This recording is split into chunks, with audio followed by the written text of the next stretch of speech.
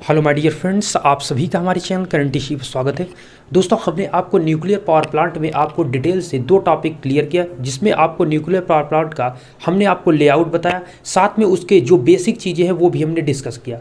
ये nuclear power plant का तीसरा वीडियो होगा और देखेंगे तो आपका इस पावर प्लांट इंजीनियरिंग में ये आपका 9 नंबर का वीडियो है। मैंने थर्मल पावर प्लांट आपको 6 वीडियो में डिटेल में आपको बताया है। जो स्टूडेंट अभी तक नहीं देखें, डिस्क्रिप्शन में आपको लिंक मिलेगा, वहाँ से जाकर उन चीज़ को सीखिए। आज हम कुछ इंपॉर्टेंट यहाँ पर जो आपका न्यूक्लियर पावर प्लांट का हमने आपसे बोला था, जो पॉइंट थे उनके हम डिफिनीशन आपको मेंशन करेंगे। तो कुछ आपको मैंने यहाँ पर डिराइव किया है, इसी का मैं डिटेल में आपको मेंशन करने वाला हूँ। तो उम्मीद करूँगा वीडियो के साथ आप बने रहेंगे और चीज़ों को सीखेंगे। तो आइए एक टॉपिक को समझते हैं। जो स्टूडेंट अभी तक नहीं देखे हैं, डिस्क्रिप्शन में लिंक मिलेगा, जाइए, आपको बहुत डिटेल में समझाया गया है, वहाँ पर आपको क्लियर हो पाएगा।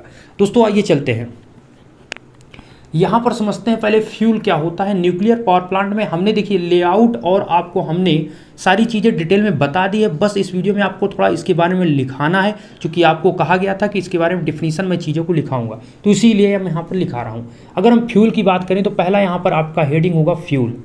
क्या है? फ्यूल। तो इसमें फ्यूल क्या क्या काम है, या फ्यूल यहाँ पर कौन होता है? तो फ्यूल यहाँ पर आपका कौन सा होता है दोस्तों? यूरेनियम होता है। क्या होता है? यूरेनियम। यूरेनियम आपका दो है, जिसमें आपका एक यूरेनियम 92 यूरेनियम क्या है? 92 यूरेनियम एक 235 है और एक 92 यूरेनियम 238 है। ठीक है, ये आपको जो यूरेनियम आपका मिलता है उसमें केवल 0.7, उसमें केवल आपका 0.7% आपका यूरेनियम जो 235 92 यूरेनियम 235 जो आपके न्यूक्लियर पावर प्लांट में यूज हो रहा है, ये 0.7% होता है। ओके, जो टोटल का आपका क्या होता है? यूरेनियम। और ये जो होता है, ये अगर 0.97% है तो ये कितना बचेगा? ये आपका बचेगा 99.3%। ये आपका यूरेनियम का होता है। देखिए, ये आपका यूरेनियम मैक्सिमम में आपका 92 यूरेनियम 235 का यूज किया जाता है। कुछ रिएक्टर के आधार पर भी डिवाइड किया गया है, कि यूरेनियम 238 का भी यूज किया जाता है। तो यहाँ पर मैं आपको डिटेल में ये मेंशन कर देता हूँ कि फ्यूल के रूप में यूरेनियम का यूज करते हैं। मैंने आपको डिटेल में बताया था कि यूरेनियम जो आपका है वो क्या करता है कि आपके न्यूक्लियर पावर प्लांट में आपका नाभिकीय विखंडन होता है। क्या होता है? नाभिकीय विखंडन, जिसे आप कहते हैं न्यूक्लियर फिजन जो हो रहा है। तो यहाँ पर नाभिकीय जो विखंडन हो रहा है उसमें होता क्या है, जो हमने बताया कि आपका इसमें कंट्रोल्ड चेन रिएक्शन, आपकी जो रिएक्शन होती है वो दो होती है, एक कंट्रोल्ड एक अनकंट्रोल्ड, मतलब एक नियंत्रित आपकी अभिक्रिया होती है, एक अनियंत्रित अभिक्रिया होती है। तो हमें क्या चाहिए? हमें न्यूक्लियर पावर प्लांट में नियंत्रित चाहिए। तो नियंत्रित के लिए आवश्यक ये होता है दोस्त कि यहाँ पर कुछ और चीज़ें यूज है, अभी इसका लिखाता हूँ, लेकिन मैं ये कह रहा हूँ जो आपका यूरेनियम होता है, यूरेनियम में जब न्यूट्रॉन की यहाँ पर स्लो स्पीड के न्यूट्रॉन को भेजा जाता है तो वो क्या करता है? यूरेनियम आपका दो भाग में टूटता है। एक आपका टूटता है बेरियम और दूसरा आपका टूटता है क्या? क्रिप्टॉन। बेरियम आपका 56 होता है, 56 141,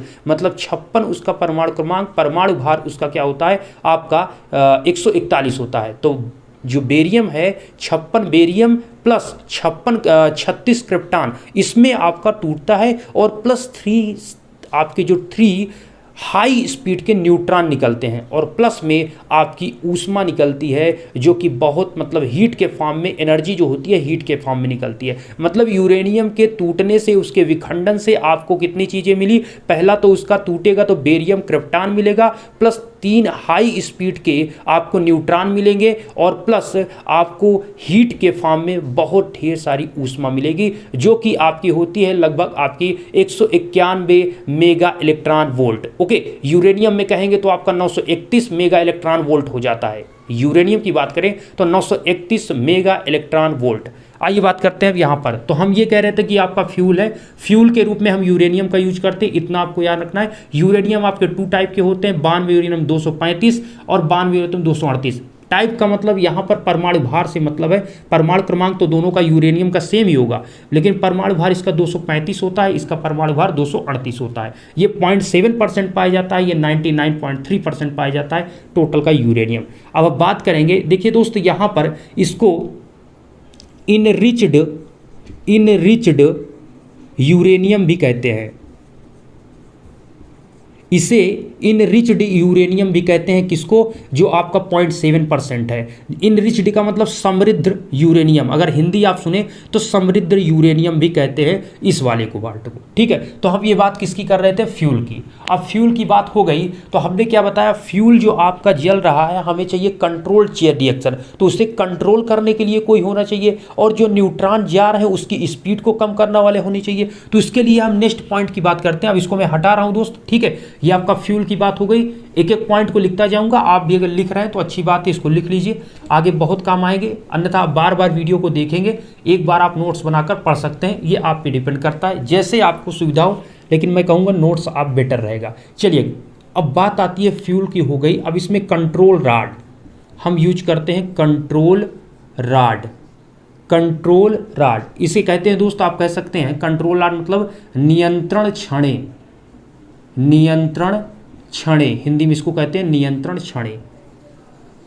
ओके, ये आपका दोस्त जो होता है नियंत्रण छड़ें की बात करें तो हम ये कह रहे हैं जो आपके न्यूट्रॉन जा रहे हैं उनको हमें कंट्रोल करना है, कि मतलब हम कंट्रोल चेन रिएक्शन करा पाएँ। तो ये कंट्रोल राड क्या करते हैं? जो हाई स्पीड के आपके न्यूट्रॉन आते हैं उनको अपने में एब्जॉर्ब कर लेते हैं। तो हमने आपको क्या बताया था? कंट्रोल राड क्या करता है?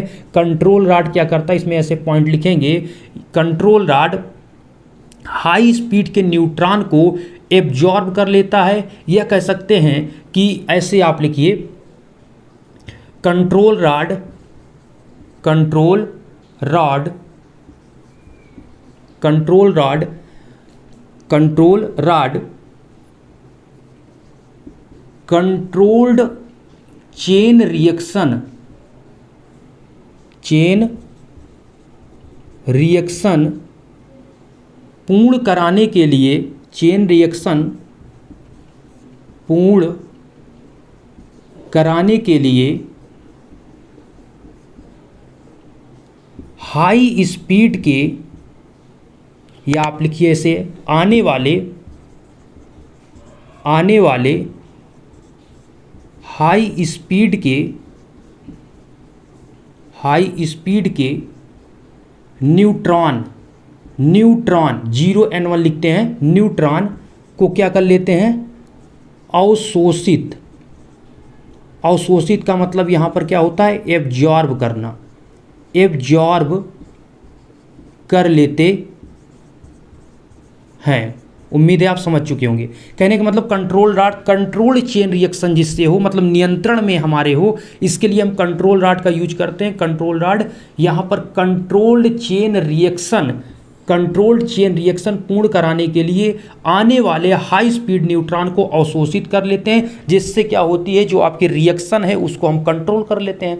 अन्यथा आपकी जो हाई न्यूट्रॉन स्पीड के जाएंगे वो अन्य से टकराएंगे यूरेनियम से, वो भी विखंडित होगा, फिर मतलब इसी प्रकार से क्या होगा? टकराते जाएंगे। तो स्पीड को कंट्रोल करने के लिए हम यहाँ पर कंट्रोल राड यूज करते हैं। अब पॉइंट आता है कि ये कंट्रोल राड क्या कर लेते हैं? ये न्यूट्रॉन को खा जाते हैं। खाने का मतलब आपकी देसी भाषा में खाने का मतलब यहाँ एब्जॉर्ब कर लेते हैं, मतलब अवशोषित कर लेते हैं। तो नेक्स्ट पॉइंट ये आता है कि ये कंट्रोल राड बने किसके होते हैं? तो आपके कंट्रोल राड होते हैं कैडमियम और बोरान के बने होते हैं, जिसे आप CD या कैडमियम, कैडमियम तथा लिखें आप कैडमियम,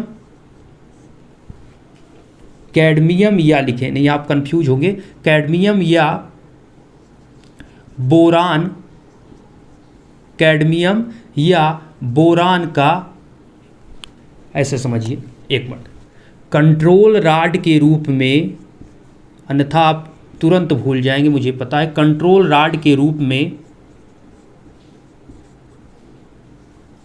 कैडमियम,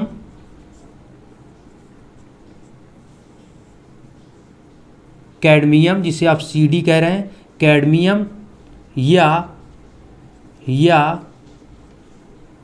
कैडमियम या बोरान की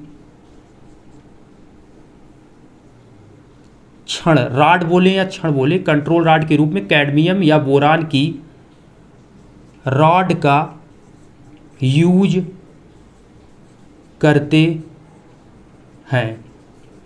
अगर कुछ चीज़ें आपको एक्स्ट्रा लगती हैं, आपको समझ में आ जाती, तो चीज़ अपने शब्दों में आप लिख लिया करिए, ये आपको और बेटर रहेगा। ठीक है, तो यहाँ पर हमने क्या बताया आपको, जो कंट्रोल रॉड है, कंट्रोल रॉड के रूप में कैडमियम और बोरान की छड़ें यूज की जाती है। आप लेआउट देखिए, मैंने टेलीग्राम पर आपको शेयर किया था, थर्मल पावर प्लांट का भी आपको अच्छा खासा आपको लेआउट हमने भेजा, साथ में हमने आपको यहाँ पर न्यूक्लियर पावर प्लांट का भी भेज दिया है। दोनों को जाइए, उसको डाउनलोड कीजिए और देखिए, चीज़ों को समझिए, जहाँ जहाँ मैं पॉइंट बता रहा हूँ उसको समझिए, बहुत ही अच्छी चीज़ें उसमें डिटेल की हैं। ओके, तो यहाँ पर मैं ये कह रहा था कंट्रोल रॉड, कंट्रोल रॉड आपका जो होता है रिएक्टर के ऊपर ही जस्ट आपकी कंट्रोल रॉड लगी होती हैं। उम्मीद कर रहे हैं ये चीज़ें आपने समझा होगा कि control rod controlled chain reaction को पूर्ण कराने के लिए हमें अनकंट्रोल्ड चेन रिएक्शन चाहिए, तो उसमें कंट्रोल रॉड की कोई आवश्यकता नहीं।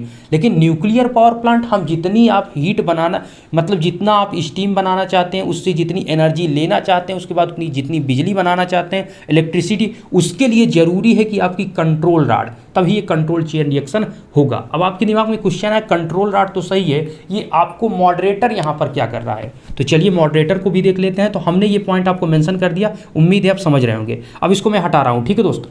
चलिए, अगर आप नहीं लिख पाते हैं तो वीडियो को पीछे थोड़ा करके आप लिख सकते हैं, ठीक है, ये आपके पास सुविधा उपलब्ध है ऑनलाइन में। अब मैं यहाँ पर बात करूँगा आपसे नेक्स्ट पॉइंट की। तो नेक्स्ट पॉइंट आपका क्या है, नेक्स्ट पॉइंट बहुत इंपॉर्टेंट है, मॉडरेटर।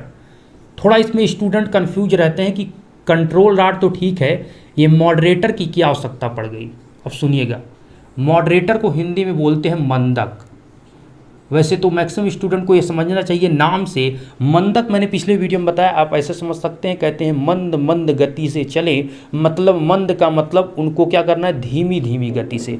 तो मॉडरेटर ये करता है कि जो आपका न्यूट्रॉन है उसकी स्पीड को कम करता है, ना कि एब्जॉर्ब करता है। अभी मैं इस पॉइंट को लिखा रहा हूँ। तो पहला पॉइंट यहाँ पर ये हुआ कि ये मॉडरेटर कर क्या रहा है, मॉडरेटर आपका जो मतलब न्यूट्रॉन आ रहे हैं उनको ये क्या करता है, उनकी स्पीड को कम करता है। तो आप ऐसे लिखेंगे, ऐसे लिखेंगे मॉडरेटर, मॉडरेटर बोले तो मंदक, मॉडरेटर हाई स्पीड के, ऐसे लिखिए, मॉडरेटर आने वाले हाई स्पीड के, हाई स्पीड के न्यूट्रॉन, क्या, न्यूट्रॉन,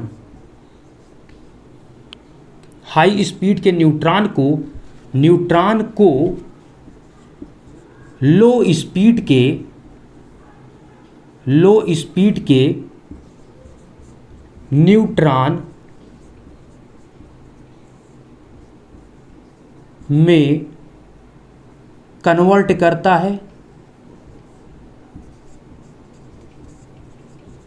क्या आप समझ पा रहे हैं, मतलब कहने का मतलब है कि मॉडरेटर आने वाले हाई स्पीड के न्यूट्रॉन को लो स्पीड के न्यूट्रॉन में बदल देता है या कन्वर्ट करता है, ऐसा आप समझिए, ठीक है। हाई स्पीड के न्यूट्रॉन आएंगे, उनको हम लो स्पीड में किसके माध्यम से बदलेंगे, मॉडरेटर।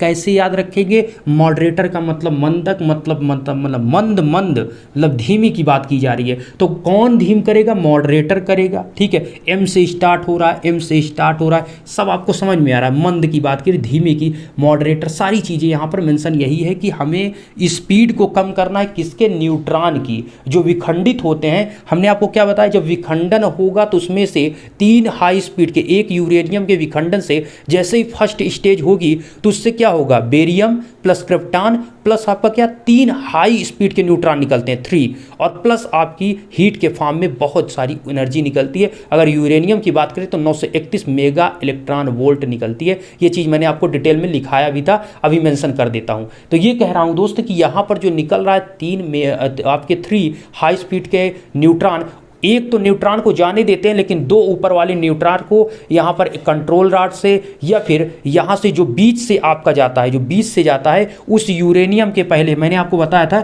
जैसे आप ये समझिए, ये आपका रिएक्टर है, आपको हमने मेंशन किया था, ये आपका क्या है, यहाँ पर ये आपके रखे हुए हैं, ये फ्यूल है, फ्यूल बोले तो यूरेनियम, यूरेनियम की बात कर रहे हैं। ये आपका क्या था, यूरेनियम था। जो स्टूडेंट पिछला वीडियो देखा उसको बहुत क्लियर हो रहा होगा, ये आपका यूरेनियम था। इसके आगे, इसी के आगे यहाँ पर क्या रखा हुआ है, इसके आगे आपका ये रखा हुआ है क्या, मॉडरेटर बोले तो मंदक, मॉडरेटर बोले तो मंदक, और मंदक के रूप में हमने आपको बताया था D2O, या फिर आप भारी जल या फिर आप ग्रेफाइट की छड़ का यूज करते हैं। अभी मैं लिखाता हूँ इसको, यहाँ पर पहले समझ लीजिए मैं जो समझा रहा हूँ। यहाँ पर ये कह रहा हूँ कि जो आपका यहाँ से यहाँ जो आपके ये रखा हुआ है फ्यूल, फ्यूल के टूटने से, फ्यूल के मतलब यूरेनियम के विखंडन से आपके 3 जो आपके न्यूट्रॉन निकल रहे हैं, उसमें जो साइड साइड से निकलते हैं उनको तो यहाँ पर ऊपर लगा हुआ है, ऊपर कंट्रोल रॉड और नीचे आपकी कंट्रोल रॉड लगा हुआ है, उसको वो एब्जॉर्ब कर लेता है, मतलब पूर्ण रूप से खत्म कर देता है, अपने में समाहित कर लेता है। लेकिन जो एक न्यूट्रॉन आगे यहाँ जाता है, आगे जाता है, उसके जस्ट आगे, हर फ्यूल के जस्ट आगे, आगे यूरेनियम के आगे क्या लगा हुआ है, एक आपका मॉडरेटर मतलब मंदक लगा हुआ है। वो आने वाले हाई स्पीड के न्यूट्रॉन को धीमी गति कर देता है। एक स्टूडेंट का, प्रेमचंद जी का कमेंट था कि ये क्यों धीमी गति क्यों कर रहा है, क्या जरूरत है। तो मेरे दोस्त मैं तो आपको बता रहा हूं कि कंट्रोल्ड हमें चेन रिएक्शन चाहिए, अन्यथा यहां पर आपका न्यूक्लियर पावर प्लांट प्रोसेस नहीं होगा, वो बहुत ऑन द स्पॉट हो जाएगा और घटनाएं घट जाएंगी। कहने का मतलब हमें कंट्रोल्ड चाहिए, इसीलिए मॉडरेटर का यूज करना है कि लो स्पीड का हमें न्यूट्रॉन वहां पर पहुंचे, ठीक है, जिससे कंट्रोल में रहें हम। कौन कंट्रोल में रहेगा, यूरेनियम को जलाने में धीरे धीरे वो आपका एक कांस्टेंट वे में जलेगा, तो मतलब विखंडित होगा। अब यहाँ पर मैं ये समझा रहा था आपको, मैं ये पॉइंट आपको बता रहा था दोस्त कि जो आपका मॉडरेटर है इसमें हो गया। चलिए अब इस पर क्या यूज होता है, मॉडरेटर के रूप में, मॉडरेटर बोले तो मंदक के रूप में आप ऐसे ही लिखा करिए, ठीक है, हिंदी इंग्लिश मिक्स लिखिए, आपको चीज़ें ज़्यादा क्लियर होंगी और आपकी इंग्लिश भी ठीक होती जाएगी अगर आपको नहीं सही से क्लियर हो पा रहा है, और धीरे धीरे आप सारी चीज़ें समझ भी पाएंगे, ठीक है। ये ज़्यादा बेटर है वे में लिखने का, मिक्सअप लिखिए। तो मॉडरेटर के रूप में, मॉडरेटर के रूप में D2O, D2O बोले तो भारी जल, मॉडरेटर के रूप में D2O, D2O बोले तो भारी जल, भारी जल तथा भारी जल या का मतलब आप समझ रहे हैं, मतलब भारी जल या ग्रेफाइड, ग्रेफाइट, भारी जल या ग्रेफाइट छड़ का यूज करते हैं, यूज करते हैं। हमारा कहने का मतलब दोस्त यहाँ पर ये है कि आप या तो भारी जल यूज करेंगे या तो ग्रेफाइट की छड़ यूज करेंगे, ऐसा नहीं दोनों वहाँ पर आपको नहीं लगाना है, हमने इसीलिए बीच में या लिखा है, या तो आप भारी जल यूज करिए या तो ग्रेफाइट की छड़ यूज करिए। उसी प्रकार जैसे हमने कंट्रोल रॉड में बताया, या तो कैडमियम की छड़ यूज करिए या तो बोरान की छड़ यूज करिए, ऐसा नहीं है कि दोनों आपको नहीं लगाना है, ऑप्शन आपके पास है, कोई भी आप एक लगा सकते हैं, ओके। उसी प्रकार यहाँ पर है, तो आपको मॉडरेटर हमने बता दिया, कंट्रोल रॉड हमने आपको बता दिया। अब यहाँ पर नेक्स्ट पॉइंट ये आता है दोस्त, नेक्स्ट पॉइंट ये आपका आता है कि अब यहां पर कूलेंट की बात करते हैं, ठीक है। अब मैं इसको हटा रहा हूं, ठीक है, अब कूलेंट की मैं बात कर रहा हूं। कूलेंट क्या होता है इसको भी समझ लेते हैं। चलिए कूलेंट की बात करते हैं। कूलेंट क्या है, कूलेंट बोले तो हिंदी में इसको बोलते हैं शीतलक, ये चीज़ आपको पता है, कूलेंट बोले तो शीतलक। चलिए यहाँ पर मैं पॉइंट की बात करूँ, 4 पॉइंट की, तो ये क्या है आपका कूलेंट है, कूलेंट बोले तो शीतलक, शीतलक। ये देखिए अब पॉइंट समझिएगा, मैंने आपको क्या बताया था, आप लेआउट अगर आपके पास है जो हमने भेजा था टेलीग्राम पे, डिस्क्रिप्शन में टेलीग्राम का लिंक मिलेगा, जो स्टूडेंट वहाँ पर जुड़ेगा वो चीज़ें आप पा पाएंगे, वहाँ पर समझ पाएंगे, ओके। डिस्क्रिप्शन में लिंक मिलेगा, या आप जाकर टेलीग्राम पर करंट स्टडी सर्च कर लीजिएगा, स्पेस नहीं रखिएगा दोनों के बीच, सर्च करके ज्वाइन करिए। अब सुनिए, लेआउट है, लेआउट में आप ध्यान से देखिए, रिएक्टर है, और जो रिएक्टर है, रिएक्टर में नीचे से आपका इंटर क्या कर रहा है, कूलेंट, और उसी रिएक्टर से फिर से होकर आपका कूलेंट ऊपर के रास्ते से निकल जाता है और वो दूसरे रास्ते में हीट एक्सचेंजर में चला जाता है। कहने का मतलब जो कूलेंट है वो क्या करता है, वो आपके रिएक्टर में जो यूरेनियम के विखंडन से जो आपकी हीट बन रही है, उस हीट को कूलेंट एब्जॉर्ब करता है, लेता है, और जो आपका हीट एक्सचेंजर है, जहाँ वाटर भरा हुआ है, आप ध्यान से देखिए, वाटर जहाँ पर भरा हुआ है, मैं बना देता हूँ। अच्छा सुनिए थोड़ा, यहाँ पर जो आपका ये क्या है, यहाँ पर ये आपका रिएक्टर है, ऐसा थोड़ा समझ लीजिए। ये आपका क्या है, रिएक्टर है। इसमें से यहाँ कूलेंट आपका इंटर करता है और इससे इंटर करके बाहर निकलता है, और ये आपका क्या लगा हुआ है, यहाँ पर हीट एक्सचेंजर लगा हुआ है। क्या लगा हुआ है दोस्त, ये आपका यहाँ पर ऐसे समझिए, ये आपका हीट एक्सचेंजर लगा हुआ है, ठीक है। और इसमें आता है ऐसे ऐसे बना हुआ है, आप स्टूडेंट वहाँ देखेगा, अभी अच्छे से बहुत क्लियर नहीं बन पाएगा, ठीक है। चलिए अभी ऐसा समझ लीजिए, हमारा कहने का मतलब यहाँ से जो इस पाइप के अंदर है, इस पाइप के अंदर जो आ रहा है वो क्या है, कूलेंट है। इसमें जो आपका इधर से इधर फ्लो होकर आ रहा है वो कूलेंट है। कूलेंट जो शीतलक के रूप में है, ये कर क्या रहा है कि जो ये आपका क्या है, ये आपका रिएक्टर है। क्या है, मैंने इस चीज़ों को बहुत अच्छे से बताया दोस्तों, आप पिछला वीडियो देखिए, या फिर आप कहेंगे कि यहाँ पर आप अच्छे से नहीं बता रहे हैं, तो मैंने ऑलरेडी बता रखा है इस चीज़ को, ठीक है। आप पिछला वीडियो देखिए, ये आपका क्या है, ये पूरा आपका रिएक्टर है, इसी में आपका फ्यूल जल रहा है, इसी में ऊपर कंट्रोल रॉड यहाँ पर लगी है, यहाँ अंदर ही मॉडरेटर लगा है। ओके, लेआउट देखिएगा। अब यहाँ पर क्या है कि यहाँ पर जब फ्यूल जलता है तो कूलेंट जो अंदर इंटर कर रहा है वो कूलेंट क्या होता है, कूलेंट आपका हीट होता है, और कूलेंट जो एनर्जी को लेकर ये इसी रास्ते होते हुए इसमें पूरे में वाटर भरा हुआ है, इसमें पूरे में क्या भरा हुआ है, वाटर भरा हुआ है। अगर आप बताइए, ये आपका जो कूलेंट है वो हीट है, मतलब गर्म है, और ये ठंडा वाटर में जब जाएगा तो ऑटोमेटिक इसकी हीट है वो आपके वाटर को देने लगेगा, जिससे वाटर आपका गर्म होगा, और इतना गर्म होगा कि ये जो वाटर है इस समय क्या है, वाटर बोले तो जल है, और कुछ समय के बाद इतना हीट हो जाएगा कि ये बन जाएगी स्टीम, और इसी स्टीम को हम गिरा देते हैं टरबाइन की पंखुड़ी पर, और जैसे ही स्टीम टरबाइन पर गिरती है, टरबाइन की पंखुड़ी के घूमने से शाफ्ट, मतलब टरबाइन पर हाई प्रेशर में जो आपकी स्टीम गिनती है, उससे क्या होता है, आपके टरबाइन की शाफ्ट घूमती है, और शाफ्ट से आपका अल्टरनेटर लगा है, और अल्टरनेटर जैसे ही घूमेगा इलेक्ट्रिसिटी बन जाएगी। तो यहाँ पर पॉइंट आपने समझा कि जो कूलेंट है कर क्या रहा है, कुछ नहीं, ये बार बार इस जो आपके यूरेनियम के विखंडन से जो हीट बन रही उस हीट को लेकर जा रहा है और वाटर को दे रहा है, और इधर से फिर ठंडा होकर आ रहा है, इधर से फिर ठंडा होकर आ रहा है, यहाँ पर फिर हीट हो रहा है, और फिर यहाँ ये प्रोसेस चलता रहता है। तो यहाँ पर मैं लिखता हूँ शीतलक के बारे में, अब समझिए, यहाँ पर मैं शीतलक के बारे में लिखता हूँ, यहाँ पर शीतलक के बारे में मैं लिखता हूँ दोस्त। शीतलक कर क्या रहा है, कूलेंट क्या करता है, ये या तो आप लिखें ऐसे, कूलेंट कूलेंट कूलेंट रिएक्टर से कूलेंट रिएक्टर से प्रोड्यूस हुई हीट को, प्रोड्यूस मतलब उत्पन्न हुई हीट को, प्रोड्यूस हुई हीट को एब्जॉर्ब करके हीट एक्सचेंजर को, एब्जॉर्ब करके हीट एक्सचेंजर को देता है।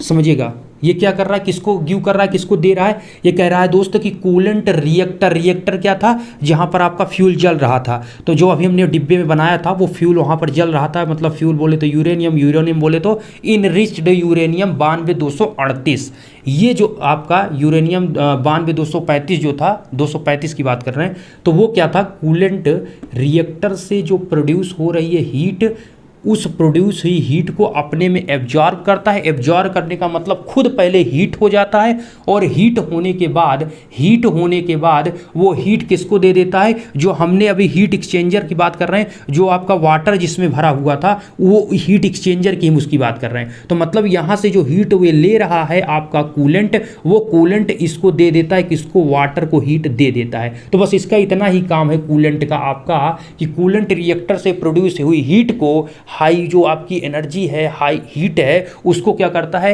एब्जॉर्ब करके अपने में अवशोषित करके हीट एक्सचेंजर, मतलब जहाँ पर वाटर भरा हुआ है उस चेंबर में दे देता है, और फिर नीचे से ठंडा होकर फिर से उसमें जाता है, और फिर गर्म होता है, फिर इसको देता है, खुद ठंडा होकर फिर बाहर आता है। ये प्रोसेस चलता रहता है। तो कहने का मतलब कूलेंट, ये आपने समझा। नेक्स्ट पॉइंट ये है कि हम कूलेंट के रूप में किसका किसका यूज करते हैं और विशेष तौर पर किसका यूज करते हैं। तो सुनिएगा, कूलेंट के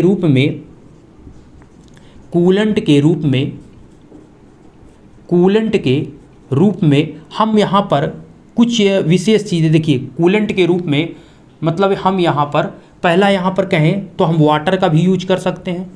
सुनिएगा, वाटर का भी यूज कर सकते हैं। दूसरा, हम यहाँ पर CO2 कार्बन डाइऑक्साइड गैस का यूज कर सकते हैं। कूलेंट की मैं बात कर रहा हूँ, जो पाइप के अंदर से जा रहा था आपके रिएक्टर में, वहाँ से गर्म होकर इसको अपनी हीट वाटर को दे रहा था, वही कूलेंट की मैं बात कर रहा हूँ। कूलेंट के रूप में आप वाटर का यूज कर सकते हैं, कार्बन डाइऑक्साइड का यूज कर सकते हैं, CO2 का, या तो आप यहाँ पर N2 गैस का यूज कर सकते हैं, या तो आप हीलियम गैस का यूज कर सकते हैं, या तो आप यहाँ पर भारी जल D2O मतलब भारी जल का भी आप यूज कर सकते हैं। अब आप कहेंगे कि यहाँ पर अभी आप मंदक कह रहे थे भारी जल के रूप में यूज करते हैं, अब D2O भी यूज करते हैं।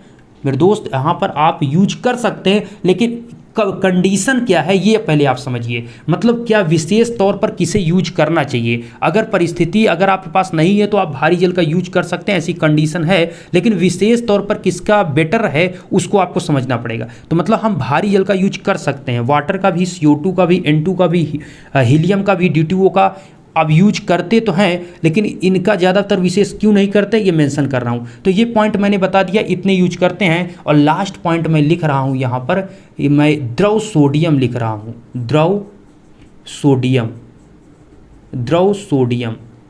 ठीक है, द्रव सोडियम जो है या लिक्विड सोडियम जिसे आप कहते हैं, ये आपका क्या होता है, लिक्विड सोडियम या द्रव सोडियम जो होता है, हम किसका विशेष तौर पर यूज करते हैं। तो ये 6 नंबर पे जो हमने लिखा है, द्रव सोडियम का यूज हम करते हैं। अब क्यों करते हैं, पहले ये पॉइंट आप लिख लीजिए। कूलेंट के रूप में आप वाटर का भी यूज कर सकते हैं, CO2 का भी, कार्बन डाइऑक्साइड का प्लस N2 का यूज कर सकते हैं, हीलियम गैस का यूज कर सकते हैं, या फिर आप यहाँ पर हीलियम साथ में D2O भारी जल का यूज कर सकते हैं, या तो द्रव सोडियम का यूज कर सकते हैं। कौन विशेष तौर पर यूज किया जाता है, विशेष तौर पर आपका यूज किया जाता है द्रव सोडियम। अब क्यों यूज किया जाता है ये चीज मैं मेंशन करता हूं। अब पहले आप इसको लिख चुके हो तो मैं इसको हटाना चाह रहा हूं। ठीक है, यहां पर मैं हटाना चाहूंगा और बताना चाहूंगा आपको द्रव के रूप में द्रव सोडियम को विशेष तौर पर यूज क्यों करते हैं। और आपकी जानकारी के लिए बता दूं कि आपका USA में, अमेरिका में आपका वाटर को ज़्यादा यहाँ पर प्रेफर किया जाता है, अर्थात वाटर के कूलेंट के रूप में अमेरिका में वाटर को यूज किया जाता है। जल को, जो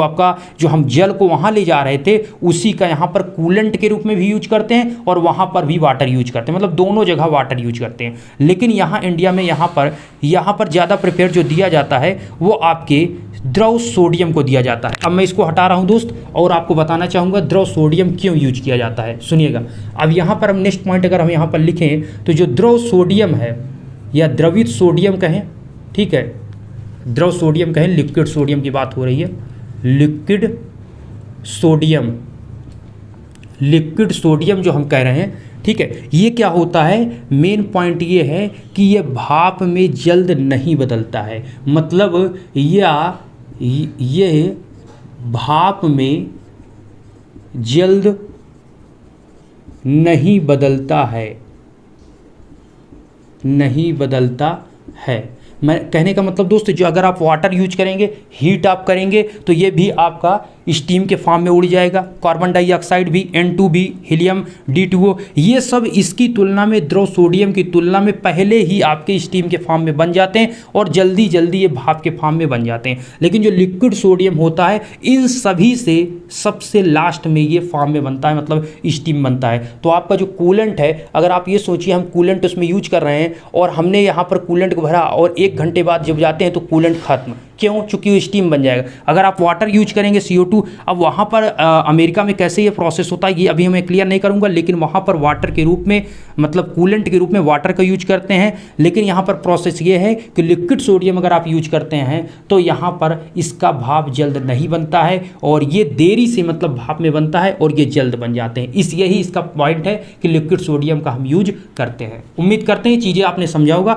और मैंने लिक्विड के कूलेंट के रूप में अगर आपको कोई ऑप्शन दिखता है कि कि अगर मान लीजिएगा आपको ऑप्शन में दिखा, 4 ऑप्शन दिखे और आपसे पूछा गया कि इसमें कौन से कूलेंट के रूप में नहीं यूज होता, तो आपको वाटर, CO2, N2 और कोई एक और गैस दे दी गई तो आप उसको टिक करेंगे, वो नहीं होता। ये मतलब ऑप्शन में अगर है तो ये यूज होंगे, लेकिन प्रेफर किसको करेंगे? लिक्विड सोडियम को। चलिए अब इसको हटाते हैं दोस्त, ठीक है। मेरे चीज़ों को आपने सीखा होगा। लास्ट पॉइंट आपका बचा हुआ है, आज का ज़्यादा बड़ा टॉपिक आपका नहीं था, और ये न्यूक्लियर पावर प्लांट का आपका लास्ट वीडियो भी है, ठीक है। तो पिछला वीडियो आप देख लीजिए जिससे चीज़ें आपको क्लियर हो जाएं। देखिए मैं आपको कुछ इंपॉर्टेंट यहाँ पर जो इंडिया में आपके जो न्यूक्लियर पावर प्लांट हैं, न्यूक्लियर पावर प्लांट, PP मतलब पावर प्लांट, यहाँ पर जो इंडिया में न्यूक्लियर पावर प्लांट है उनको मैं कुछ विशेष लिखा हूँ, इसको आप जान लीजिए कहाँ कहाँ पर हैं। अगर हम पहला बात करें तो तारापुर, क्या है दोस्त? तारापुर, ये कहाँ है? ये आपके महाराष्ट्र में है, ये आपका महाराष्ट्र में है, ठीक है। ये आपका महाराष्ट्र में है। कौन सा है दोस्त? यहाँ पर आपका तारापुर, ठीक है। चलिए मैं इसको हिंदी में लिख देता हूँ। आप देखिए यहाँ पर अगर पहले पॉइंट की बात करें, तारापुर जो आपका है, तारापुर ये कहाँ पर है? ये आपका महाराष्ट्र में है, ओके। दूसरा अगर हम बात करें, ये सभी हम जो लिखे हुए हैं यहाँ पर आपको मेंशन कर रहे हैं इस स्क्रीन पर, देखिए आप ध्यान से, ये मैं जो बता रहा हूँ ये आपके न्यूक्लियर पावर प्लांट की बात कर, ना तो हाइड्रो और ना तो आपसे थर्मल की बात कर रहा हूँ। मैं किसकी बात कर रहा हूँ? यहाँ पर आपसे मैं न्यूक्लियर की बात कर रहा हूँ, ठीक है। नेक्स्ट पॉइंट एक आपका है दोस्त, यहाँ पर आपका ककरापुर, ककरापुर ये आपका कहाँ है? ये सूरत गुजरात में है। कहाँ है? सूरत में, गुजरात में। सूरत कहाँ है? गुजरात में है। तो ये गुजरात के सूरत में ककरापुर न्यूक्लियर पावर प्लांट है, थर्ड। और आपको हमने बताया था न्यूक्लियर पावर प्लांट से अपने इंडिया में बहुत कम इससे बिजली बनती है, लगभग आपकी 3% बिजली बनती है बस। और 64% बिजली आपकी किससे बनती है? थर्मल पावर प्लांट से। 21% बिजली आपकी किससे बनती है? हाइड्रो पावर प्लांट से। तो सबसे ज़्यादा किससे बनती है? थर्मल से। सबसे यहाँ पर अगर हम पॉइंट बात करें अगर इन तीनों प्लांट में, तो आपका तीनों इन पावर प्लांट में न्यूक्लियर पावर प्लांट से ओनली 3% बिजली बनती है। अर्थात यहाँ पर जैसे कि कहा गया यूरेनियम की कमी है, तो यहाँ पर यूरेनियम का कम यहाँ पर होता है, ठीक है।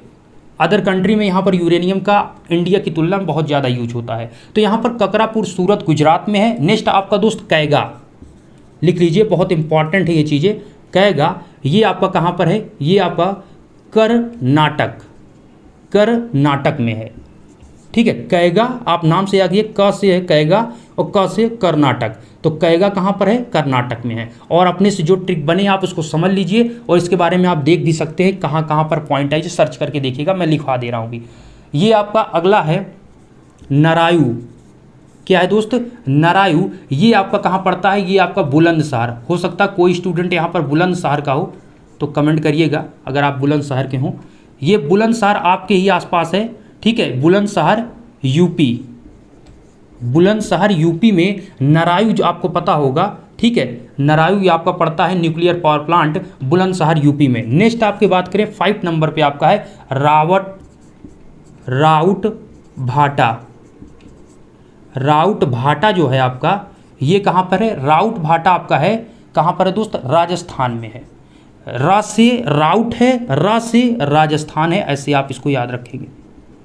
राउट भाटा कहाँ पर है? राजस्थान में है। तो पहला हमने बताया तारापुर महाराष्ट्र में है। तारापुर कहाँ? महाराष्ट्र में। ककरापुर कहाँ पर है? सूरत गुजरात में। कैगा बोले तो क से कर्नाटक, कैगा कर्नाटक। नरायू, नरायू आप अपने आप पास समझिए कि यूपी से है, तो बुलंदशहर यूपी में है नरायू।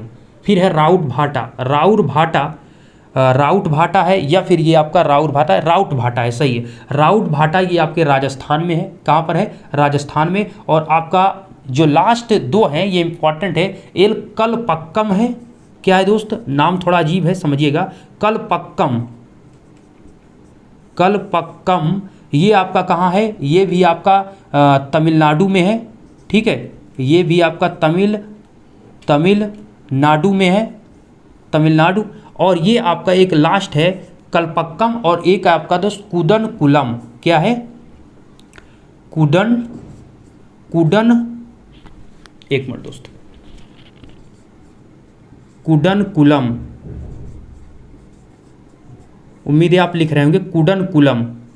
कुडनकुलम कहाँ पर है? ये भी आपके तमिलनाडु में है, तमिलनाडु।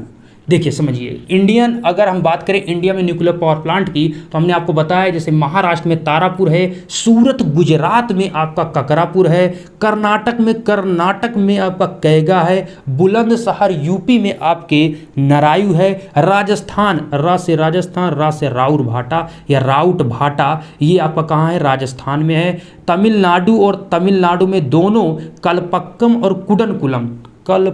और कुडनकुलम ये दोनों तमिलनाडु में है। आपको नाम से ही वाकिफ हो रहा है, अजीब सा नाम है ये, मतलब दक्षिण भारत की तरफ ऐसे ही नाम आपको देखने को मिलते हैं। तो कलपक्कम और कुडनकुलम दोनों आपके तमिलनाडु में है। ये सारी चीज़ जो मैंने आपको बताई, ये बहुत ही डिटेल में चीज़ों को आपको हमने बताने की कोशिश की। उम्मीद करते हैं आपने वीडियो को देखा होगा और मैंने पूरी मेहनत के साथ आपको एक पॉइंट समझाने की कोशिश की। अगर आपने इन चीज़ों को सीखा होगा, आपको वीडियो अच्छा लगा तो वीडियो को आप लाइक कर सकते हैं। चैनल पर आप पहली बार हैं, स्टूडेंट पॉलिटेक्निक के हैं या फिर आप अदर स्टूडेंट हैं, अगर इन चीज़ों को सीखना चाहते हैं तो आप चैनल को सब्सक्राइब करिए, आगे बने रहिए। इंस्टा, टेलीग्राम का, नीचे फेसबुक का आपको लिंक मिलेगा, आप वहाँ पर इंस्टा पर, फेसबुक पर आप मैसेज कर सकते हैं। अगर आपके मैसेज आते हैं तो मैं कोशिश करूंगा आपको पूरी रिप्लाई देने की। साथ में टेलीग्राम पर आप जुड़े रहेंगे तो आगे में भविष्य में जो भी चीज़ें भेजी जाएंगी आप तक पहुंच जाएंगी। उम्मीद करते हैं वीडियो आपको पसंद आएगा। धन्यवाद।